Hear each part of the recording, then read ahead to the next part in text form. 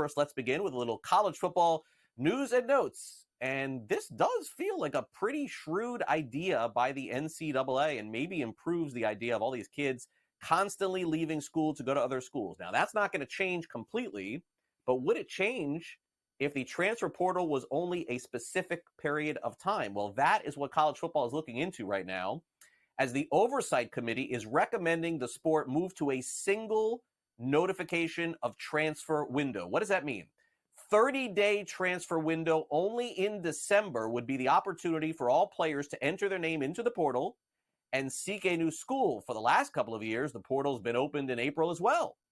So this will be a meeting in October to determine, and if it works, the portal will open in December, it will close in early January, and then kids will have to decide which team they play for. Maybe this will curb some of the late movement in college football. Not going to stop kids from leaving and getting paid, that I can assure you, but maybe it will at least deter some from leaving before they really needed to. Meanwhile, the private equity group, which is a possibility of entering the National Football League, is now official, 31-1, as teams now can essentially sell 10% of their franchise.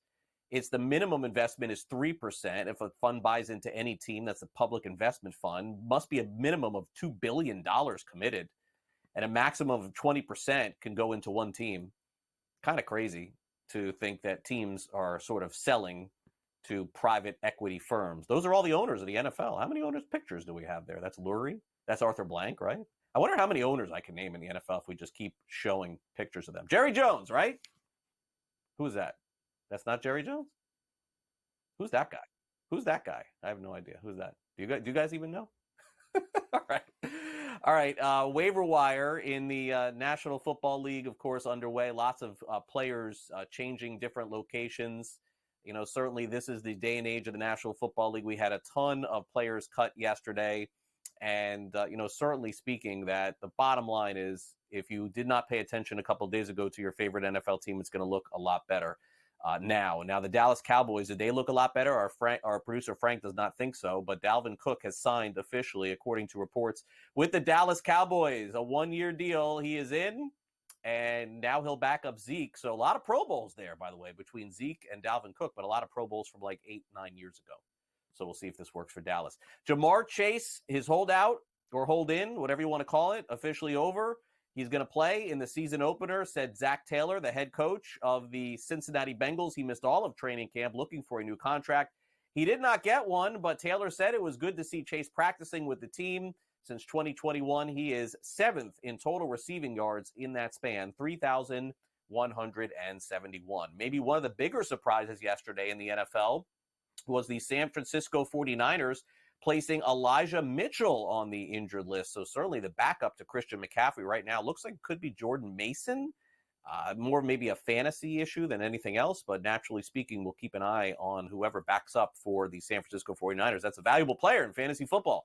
Kadarius Toney, not valuable at all. Hurt a lot, making mistakes a lot. He was cut by the Kansas City Chiefs, former first-round pick of the New York Giants. He did win a couple Super Bowls, so he's got those rings no matter what. And also Odell Beckham Jr., who was signed in the offseason by the Miami Dolphins to add to their wide receiving core, maybe as their 2 or their 3 or their 4, depending on how you look at it, not available for the first 4 games of the season. He was placed on the physically unable to perform list. As many of you know, Beckham has played on several teams over the last several years, including the Ravens and the Rams and the Dolphins and the Giants. And it just seems like wherever he ends up missing a few games. And so that's going to start at the beginning of the season. Meanwhile, tomorrow in college football, we have 21 games in action, including 4 top 25 teams, games on Friday night, games on Saturday night as well. Looking forward to the full college football slate. We'll preview all the games tomorrow right here on Newswire. Oklahoma running backs coach DeMarco Murray has been suspended for recruiting violations. His 5th season at his alma mater is going to serve a 1-game suspension this season after the NCAA determined he was involved in recruiting violations, and he contacted prospects, apparently, and their families before he was allowed to. Meanwhile, Amari Huggins-Bruce is back on Louisville's roster months after the good receiver transferred to South Carolina and participated in spring and fall practices. A news release from Louisville said Huggins-Bruce was expected to join the team for practice. They didn't go any further. said the South Carolina coach, Shane Beamer. He said last week that Huggins Bruce, by the way, was no longer with the program and didn't know where he was going, and now we know. So there you go there. All right, over to Major League Baseball. Full slate of afternoon games today and tomorrow. We'll touch on that in just a minute, but first let's get to the Chicago White Sox lawsuit. There's a woman who was shot in the leg at a Chicago White Sox game last year, suing the team and the state of Illinois agency that owns Guaranteed Rate Field. The woman was in the left field bleachers in section 161 when she was shot in the fourth inning against in a game against the A's. The Chicago Sun-Times reported she is, certainly entitled to do all of this and seeking more than $50,000 in damages. We'll see how this ends up working out. Major League Baseball last night, Dylan Cruz, one of the top prospects formerly in the Major League Baseball draft, ended up getting a couple of hits, including his first hit ever, a double yesterday. Patrick Corbin, yes, that Patrick Corbin, kept the Yankees quiet in that game. Astros have now lost 6 out of 8. Phillies have won 4 straight games. Aaron Nola, who has generally been one of the best pitchers in the National League over the last few years, had a stellar game yesterday, including going 7 shutout innings. Nola, after the game, very happy with getting into that 7th inning, not something that he's done over the last couple of months. Important. It's been a while since I finished 7. I feel like it was much needed, but it was good to get through the 7th and only have to use 2 pitchers right there to finish the game. To get this series win right here is big, and we can go out tomorrow and try to get a sweep, and it's big to come back to this homestand after a road trip, and especially against these guys to win a series and hopefully go for a sweep tomorrow and keep it rolling. It is the Philadelphia Phillies trying to get their way into the number 1 spot in the National League. Also, the Astros, by the way, yesterday signed former Dodgers, Cubs, Braves, Cardinals outfielder Jason Hayward. He was let go by the Dodgers. He's back in the big leagues with the Houston Astros. Kyle Tucker coming back soon, but he's been out for a long period of time. All right, a marathon match yesterday between Dan Evans and Karen Khachanov. It was the longest match at the U.S. Open since tiebreakers were introduced in 1970. 6-7, 7-6, 7-6, 4-6, 6-4. Time of match, 5 hours and 35 minutes. My goodness. Longest match ever was 5 hours and 26 minutes. Meanwhile, Jannik Sinner pulled away for a 2-6, 6-2, 6-1, 6-2 victory at the Open against Mackenzie McDonald. Sinner, of course, was allegedly involved with some over-the-counter sprays that contained cholesterol in Italy, and used it on his finger and was testing positive for that, needless to say. 4-time Grand Slam winner Carlos Alcaraz wins and advances. He ends up winning 6-2, 4-6, 6-3, 6-1 in Queens and moves on to the next round. And also 2-time champion Naomi Osaka makes a triumphant return at the U.S. Open. She won yesterday and won in 2018, 2020. She won the whole thing, so it's a really nice return for her to see if she could win one of the big matches here at the U.S. Open. Welcome back to Newswire here on SportsGrid. Time to dive into the latest on sports betting. We will touch on some horse racing with Jim Gazzali, who is a horse racing expert from LegalSportsReport.com. And we're back here on the grid with Jim. Jim, great to have you back here on Newswire. A couple of horse racing stories here and updates today. Thanks for coming on the show. Yeah, thanks, Craig. The Saratoga meet is winding down, so I'm trying to cram in as many stories for you as possible. I got you. All right, so I always like talking horse racing as far as a sports betting perspective, because once they legalized sports betting several years ago, there were many that predicted that the horse racing industry would take a huge hit. I think we saw that maybe initially, but it has definitely built itself back up. And a couple of companies in particular, we'll touch on them, Fox and even DraftKings, are discussing just how popular horse racing continues to be, and the handle seems to be growing. Yeah, and I think on the surface, that's exactly right. We've seen a lot of sports books get involved in the horse betting space. We've seen Fox Sports get involved on the broadcast side as well as the wagering side. A couple of years ago, they took out a 25% equity stake in NYRABets, the ADW Advanced Deposit Wagering platform for the New York Racing Association. And I was interested how the broadcast has translated into betting handles. So I spoke to a couple of executives at NYRA and at Fox Sports over the last couple of weeks. And they kind of explained what the strategy there is on the broadcast side as they work to grow that handle. And obviously, Craig, when you have broadcasting hours that increase, you're exposing it to more eyeballs, more people are going to be betting on it. And I think that's, simple and easy to understand, and an obvious sort of trajectory that they've rolled out over the last couple of years. When they have racing broadcasts on FS2, it's about 50,000 people that are typically watching those. When that broadcast moves to FS1, it's about 100,000.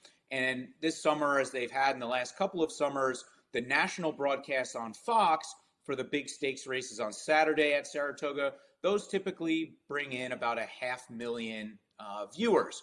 Now, they've told me that handle has grown. Last year, they did about $250 million of handle on the NYRA Bets app, and that's all throughout the year, and not just on NYRA races. It's whatever tracks that NYRA offers, which is upwards of 300 when you include tracks in the U.S. and abroad. This year, they told me they're expecting to do $350 million in handle on the NYRA Bets app, and part of that strategy is appealing to, at least trying to appeal to, a younger demographic.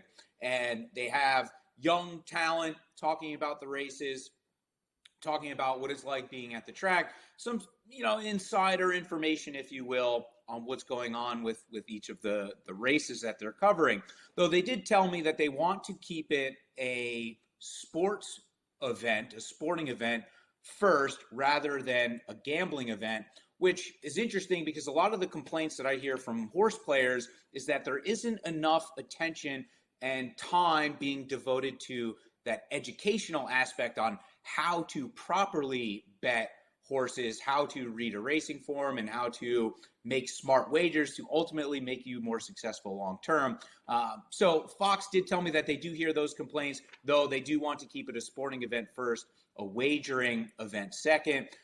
Record handle last weekend at Saratoga for the Travers, which we'll touch on again here in a minute with this DraftKings story. But record handle $63 million over Travers Saturday here up at Saratoga last weekend. So obviously the broadcasts are working in helping to increase that handle. They're expecting to go over $350 million on the NYRA Bets app this year, Craig. Wow. Okay. That's a big number there. Now, other big numbers coming in on the DraftKings app. We'll talk a little bit about horse racing there. I think what I find fascinating about the next story is that some of the sports betting operators are finding different ways to engage bettors, especially the higher end bettors for horse racing, and creating VIP experiences for them. So, Jim, if people are betting a lot on horse racing, what does that get them?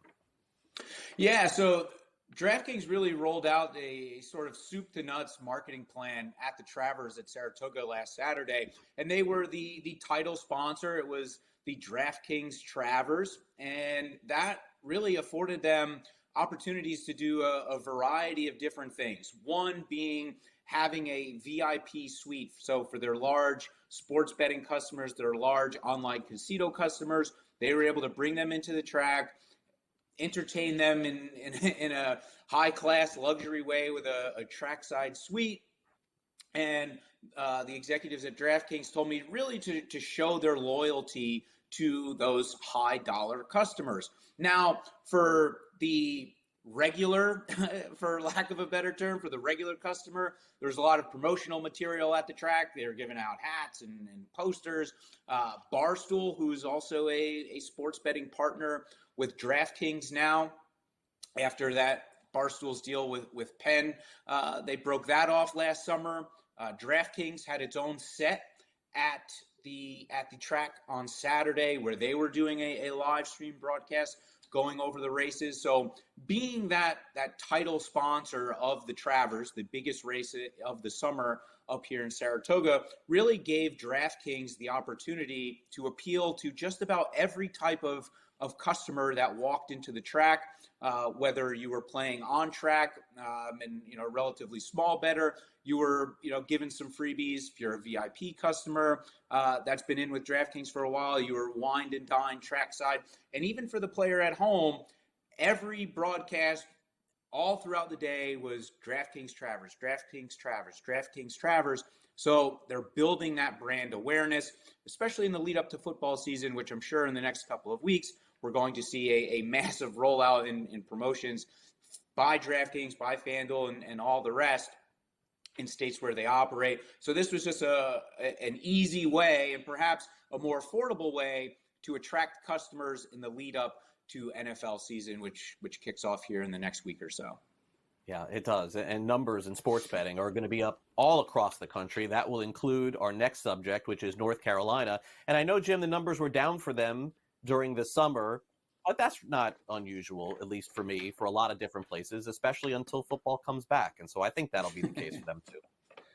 Yeah, and to your point, despite the handle in North Carolina dropping in July, which we do see typically across the country, comparatively month to month, they did post a boost in revenue. So the sports books are winning. The state is collecting that tax revenue. So for the sports books and the state, it's been a positive trend from June to July. And one of the things that stuck out to me was this 12% hold. I believe it was about 12.3, 12.4%. And typically what we've seen over the years, since 2018, those early years after sports betting started to become legalized across multiple states, was that hold percentage was around 6, 7, 8%. But what we've seen, Craig, and what we've talked about a bunch, especially with these parlays, the sports books are winning 18, 19, 20% sometimes every month just on those parlays alone. So that's boosting their overall hold, boosting their overall revenue, and then in turn, boosting the tax revenue for the state. So I think what we're seeing in North Carolina, just a handful of months in, 5 months in, 6 months in there, but in other states too, we're seeing that win percentage for the sports books increase. So I'm definitely interested to see how that trend keeps moving as we get into football season and people get excited to start ramping up betting again with the most popular thing on the sports betting menu. Definitely. And North Carolina's basketball menu will increase in November too. Thanks, Jim, for coming on the show. Really appreciate it. Thanks, Greg.